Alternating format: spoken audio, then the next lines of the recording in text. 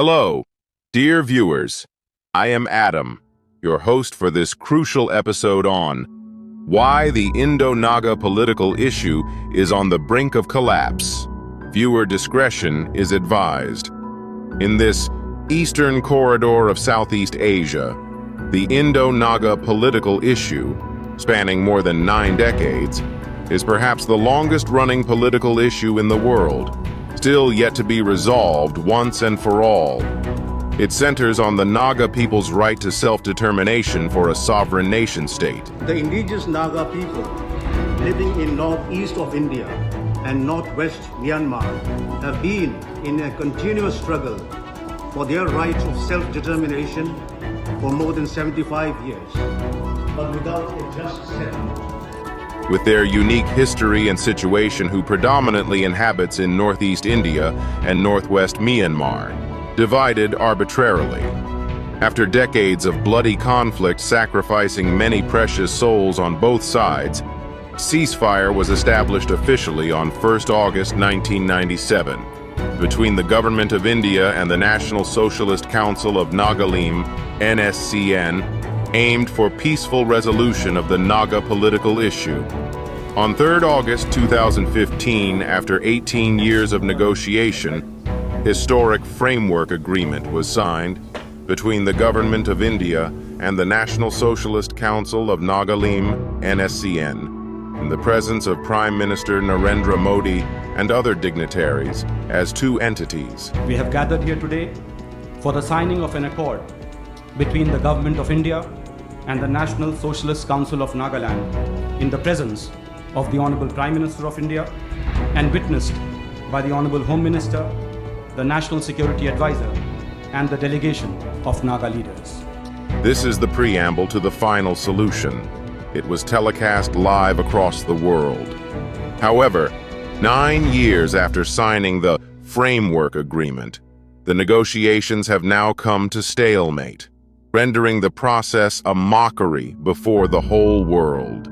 The hard-earned peace is very fragile, as the Government of India has failed to honor the framework agreement, complicating matters by applying contradictory tactics to weaken the negotiating position of the NSCN. If the situation collapses, the current Indian leadership may be held morally responsible and accountable besides the Government of India.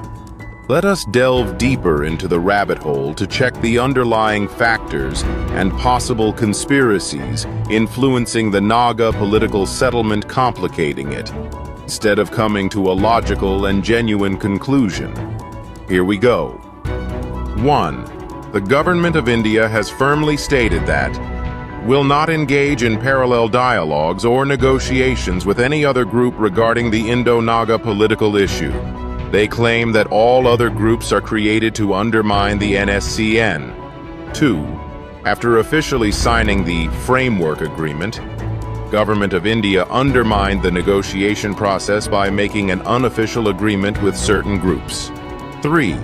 The Government of India's inconsistent and double-standard politics created many fake groups to pull down the support and strength of the National Socialist Council of Nagalim, NSCN, where currently a total of 26 pseudo-groups are formed supporting and recognizing them. Or, the Indian leadership choose to remain silent. Till date, even though NSCN negotiating team have repeatedly requested on many occasions for their intervention to discuss on key sensitive issues, as the principle of the talk is at the Prime Minister level. Instead, they have allowed intelligence and security agencies to run the show. 5. The Government of India has resorted to luring some key members of the National Socialist Council of Nagalim, NSCN, with large sums of money and support to the end, encouraging them to break away and form new groups. 6. The Government of India allegedly spread division and disunity by supporting various civil organizations, CSOs, and individuals who protect the Constitution of India, Article 371A, and promoting the 16-point memorandum, taking undue advantage for their interests. 7. the government of India appointed the interlocutor of the Indo-Naga peace talk as the governor of Nagaland and tried to enforce the framework agreement within the Indian Constitution and Union, rather than resolving it politically as agreed. 8. The government of India took the advice of the Rashtriya Swayamsevak Sangh, RSS, in the Naga political negotiation, complicating it further. Government of India started implementing Hindutva goals by enforcing a geographical demarcation fencing within the Naga homeland, against the Naga people's wishes and aspiration to live together as one. Now, viewers, if we sum up everything, Government of India is not interested in settling, but rather toying with the Naga political issue to impose their policy and agenda, to keep the Nagas under their subjection and domination using all sorts of tactics and strategies. The Naga political issue is as old as independent India. From the formation of the Naga Club in 1918 to the signing of the historic Framework Agreement in 2015, the journey has been very long and arduous.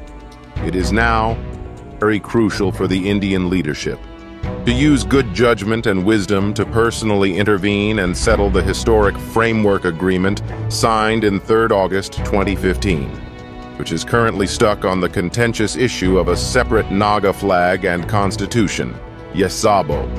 Thank you, viewers.